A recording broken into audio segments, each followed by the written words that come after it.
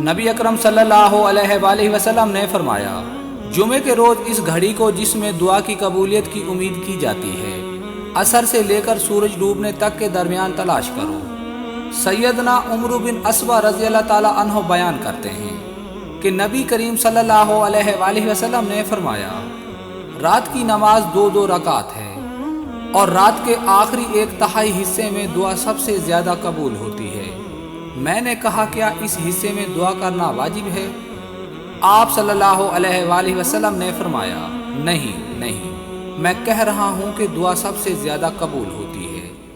آپ صلی اللہ علیہ وآلہ وسلم کی مراد قبولیت تھی۔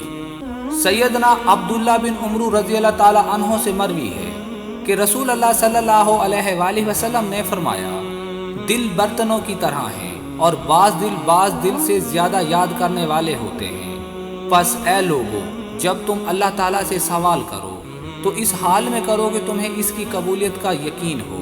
بے شک اللہ تعالیٰ اس بندے کی دعا قبول نہیں کرتا جو غافل اور بے پرواہ دل سے دعا کرتا ہے۔ ابو ادریس خولانی نے حضرت ابو ہریرہ رضی اللہ تعالی عنہ سے، انہوں نے نبی صلی اللہ علیہ وآلہ وسلم سے روایت کی کہ آپ نے فرمایا، جب تک کوئی بندہ گناہ یا قطع رحمی کی دعا نہ کرے اور قبولیت کے معاملے میں جلد بازی نہ کرے، اس کی دعا قبول ہوتی رہتی ہے۔ عرض کی گئی، اللہ کے رسول، جلد بازی کرنا کیا ہے؟ آپ صلی اللہ علیہ وآلہ وسلم نے فرمایا، وہ کہے میں نے دعا کی اور میں نے دعا کی اور مجھے نظر نہیں آتا کہ وہ میرے حق میں قبول کرے گا، پھر اس مرحلے میں مایوس ہو کر تھک جائے اور دعا کرنا چھوڑ دے۔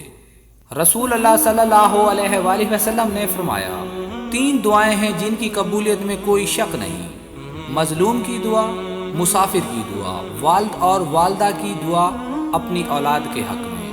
حضور نے فرمایا، اللہ اس شخص کے چہرے کو تر و تازہ رکھے جس نے میرے سے کوئی حدیث سنی، پھر جیسے سنی ویسے اسے آگے پہنچا دیا۔